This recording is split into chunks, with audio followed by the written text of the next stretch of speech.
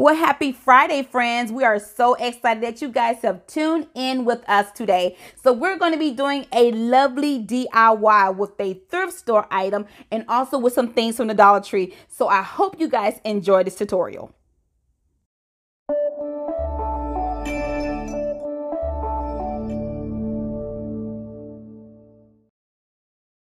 Now, I picked this up from the thrift store. It is so beautiful to me and I got it some time ago. So I will be using it in this video. And these succulents, you can find these at the Dollar Tree as well as the 2-pack tea light candle holders. I will make sure that I have a complete list of everything I'm using down below.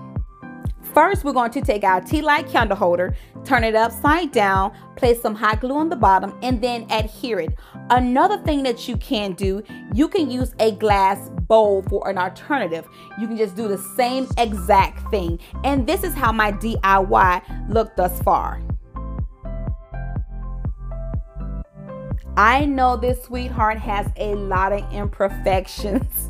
I already know. So that's why we're using the Dollar Tree succulents in order to fill it back in. So I'm going to be looking for the floral foam and show you all how I'm going to be placing the succulents in there. Now I found my floral foam, and what I'm going to do is show you something. If you're just trying to place the succulents in there with that hot glue, it's just going to keep popping out. So I do advise you to find the floral foam and then think about where you're going to be placing your succulents on there, because you want to make sure that when you add your hot glue and then you stick it into the floral foam, you're not going to be able to remove it without damaging your centerpiece. Now, if you're going to be using hot glue, I would use about this much on my stem. If I was you, I wouldn't use no more than that.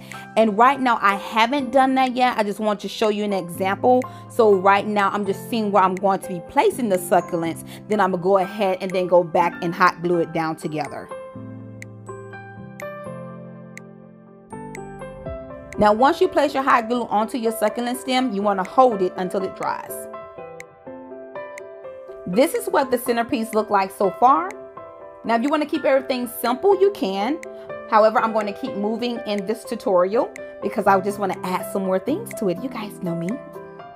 So we have 2 blings for the day that we're going to be using. For this one, we're going to place it in front, right there where you see that rose. I'm not a fan of that. All I did was remove the pin in the back and just hot glued it on there.